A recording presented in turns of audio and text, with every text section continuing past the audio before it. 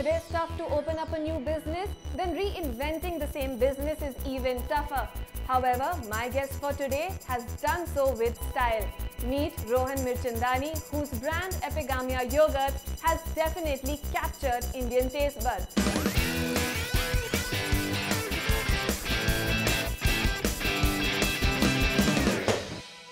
Rohan, thank you so much for giving us your time, and thank you for inviting us over here at your space. It looks very optimistic. I see a lot of people buzzing, and it seems like everybody is really interested in what they're doing. So tell us something about this space of yours. Yeah, so we moved in. First of all, thanks so much, Anshul, for coming in and being here with us. So nice of you to visit. We love having visitors. So this place we moved into about a year and a half ago, right. And really excited about the space. We have a yogurt bar. The culture resonates in this space, and you're right, it's buzzing, it's lively, and I love being here every day. Right, a lot of young people too coming in. Yes. All right, so let's talk about your life before Drums Food. That's the parent company to Epigamia and Hokey Pokey. So what was it before you came to India? So I worked in finance in New York City. I also worked for my family business in logistics and warehousing. And then I went to business school. And in business school, the idea dawned on me that there's an opportunity here. Right. I took a class in India, which was very exciting, called Marketing to the Indian Consumer. And here I am. Decided when I graduated to take a one-way ticket and then moved here 5 years ago. Haven't looked back. That sounds great.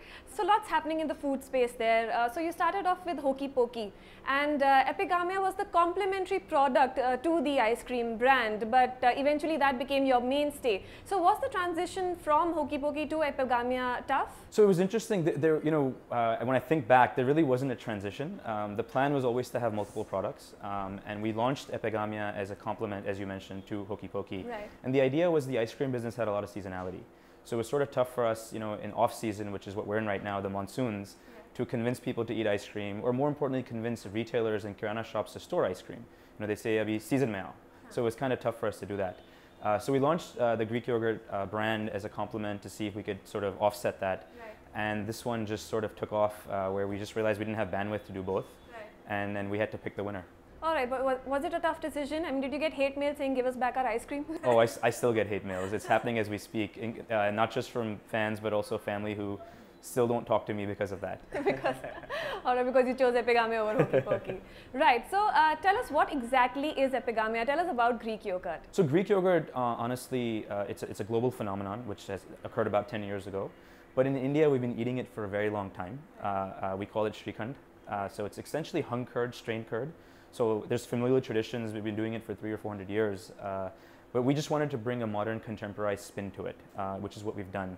And brought it into limelight in terms of what the current contemporary audience is looking for. So high protein, low fat, modern flavors, and that's sort of been our forte. So the way we look at it is we're pushing boundaries with what we're doing here at Epigamia. All right, that sounds really interesting. So tell me, how did the initial funding come about? And this is when I'm talking about with Hokey Pokey. So, my exposure, in fact, to Hokey Pokey was prior to me moving to India. I'd come on to this company as an investor, as a passion-driven investor. There was no business plan. Obviously, there was no thought process. It was just behind food. I'm a foodie myself, and we launched the ice cream parlor, which was Hokey Pokey. In business school, I realized it was a much larger opportunity, so I came out here. And we first raised money from what I call the 3 Fs, which are friends, family, and fools. Right. And we raised some money with people who believed in what we were doing. And then we've been very fortunate enough to bring on some amazing mentors, some amazing people from the space that believed in what we're doing, and then built our way. And then a couple years ago, about 2.5 years ago, we brought on our institutional investors, which are DSG Consumer Partners and Verl Invest, who've been fantastic, who've been doing this for a very long time and really understand the space, understand what we're doing, and we're proud to be backed by them. Right. So how much, if you can give me like a ballpark figure, how much were you able to raise in your first institutional round of funding? So our first institutional round of funding was about 44.5 crores, right. And our second round was around 90 crores. Right. So I read somewhere that when you were launching Epigamia, you visited around hundreds of kirana stores, and you were trying to convince them to sort of sell your product. So what was the reaction back then? Were they taken aback, like, okay, this is this NRI who's coming to us asking us to sell these little packets of yogurt? Oh yeah. So one is my Hindi got better. I still get made fun of, but my Hindi got better. And just trying to convince them was an experience in itself. And the first reaction is automatically, this is too expensive. Right. What is this? Why should I put it in my store? Why do you matter? Why should I care? This is after waiting for maybe an hour to even get their time. Right. And then, have you been in the newspaper? Has there been an ad on you? Who knows about you? And it required a lot of hustle, a lot of effort, but it was amazing, and I still remember those days. It was fantastic, and it was the beginning of the journey. Right. So as compared to your modern, obviously Epigamia is sold in all the chain stores, all the big brands, as well as the Kirana stores. So where do you think you get more profit from the Kirana stores or from the modern chains? So I wouldn't look at it profit. I think each serves its own purpose. I'm a big proponent of the fact that we need both, and both are going to help sustain and take us to the next level. So the modern side is a little more organized. We can do things like brand awareness, brand building, which we're able to do through them. And on the Kirana side, they reach nooks and crannies of the cities in the country where you won't be able to supply your product. So I think both play a very important role to our success. All right. So like you said, Hokey Pokey had to be let go because you could not maintain a frozen chain and a cold chain. Yes. Right. So do you still struggle with some things in your business regarding your distribution? I mean, I think every day is a struggle, but a well-required struggle that makes it fun for us to succeed. We have a lot of challenges ahead. Distribution expansion. We're getting into tier 2 cities, so there's a lot ahead. But I know that I have the best team in the world to tackle it. All right. So like you mentioned, you still get hate mail because you had to let go of Hokey Pokey. So what are your future plans for this particular venture? Yeah. So the brand is something that I'm still attached to, and there's a lot of fans out there. And there's some products in the pipeline that we're going to launch with the Hokey Pokey banner. It most likely won't be ice cream. But there's some really exciting, innovative stuff that my co-founder, Chef Ganesh, is working on, and we're pretty pumped for that. So maintaining a frozen chain and a cold chain was not a viable option at that point of time, but do you still face hurdles in the logistics side of your business? I think cold chain is probably one of the toughest things, but the challenges in cold chain also breed opportunity, and that's a challenge that we've embraced and we're tackling and executing on. As we move to the tier 2 wave of expansion to tier 2 cities outside the main 5, that is a challenge that we foresee, but it's something we've planned on, and I think I'm confident that our amazing team, which by the way just very recently won an award for cold chain logistics, is going to tackle. Well, congratulations for that. So how do you source your raw materials? I mean, they're supposed to be real flavors. Epigamia does taste delicious. So what about your raw material? Yeah, so we get our mango from Ratnagiri. We get our strawberries from Panchkani, not far from here. And Chef Ganesh, who's my co-founder, has had developed these relationships over 20-25 years with our raw material suppliers.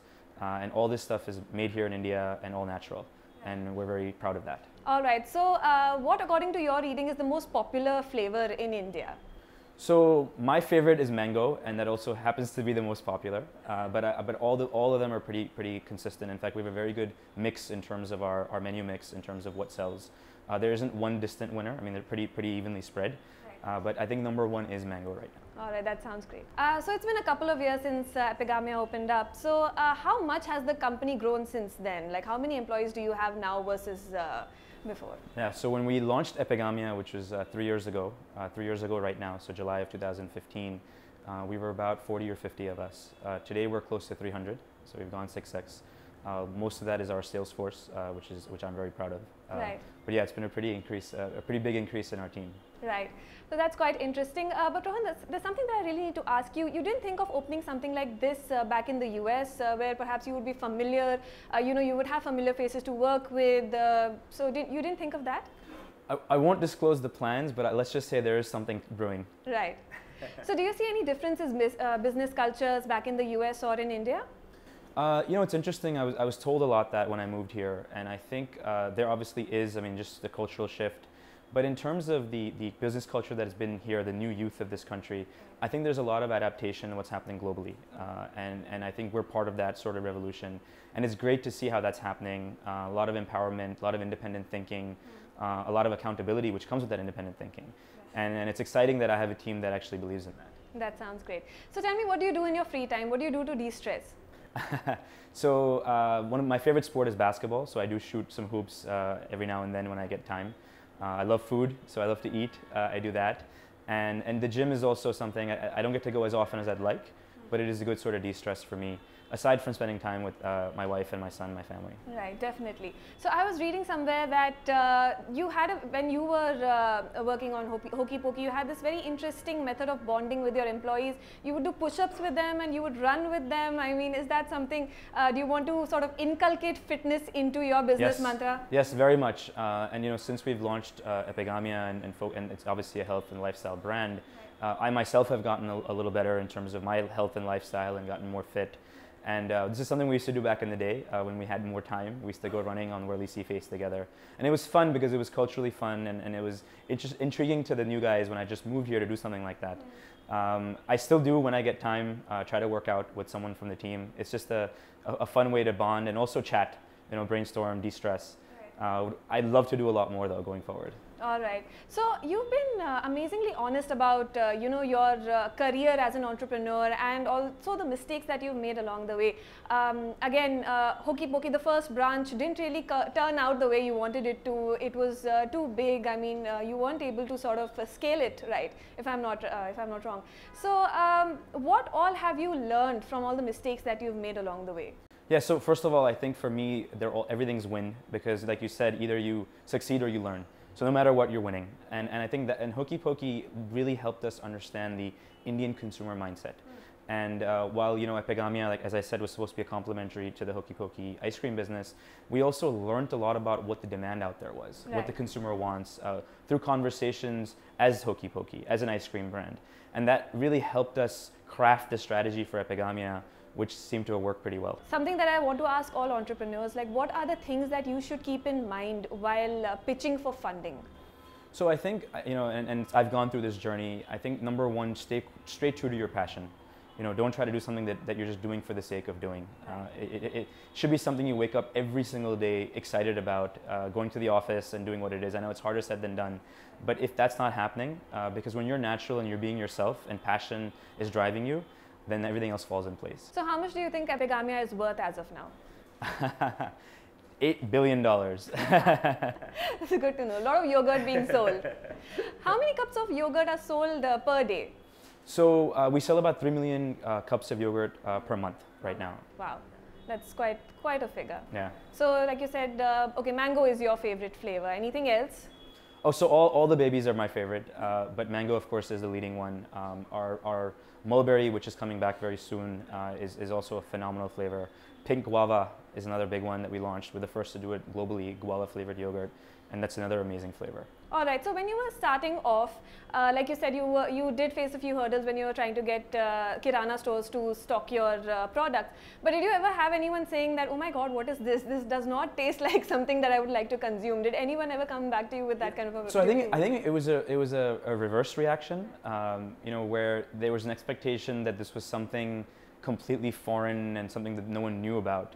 When they tasted it, they actually related to some things that, as I mentioned, Shrikhand and Dahi and strained hung curd, there was a connection.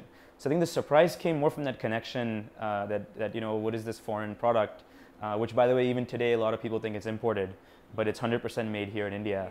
So I think that was where the surprise and reaction came from. Okay, so what is the future of Epigamia like? So we've got some wonderful products in the pipeline. In fact, we just very recently launched Misti Doi, which is going to be Epigamia's take on Misti Doi. We're super excited about that.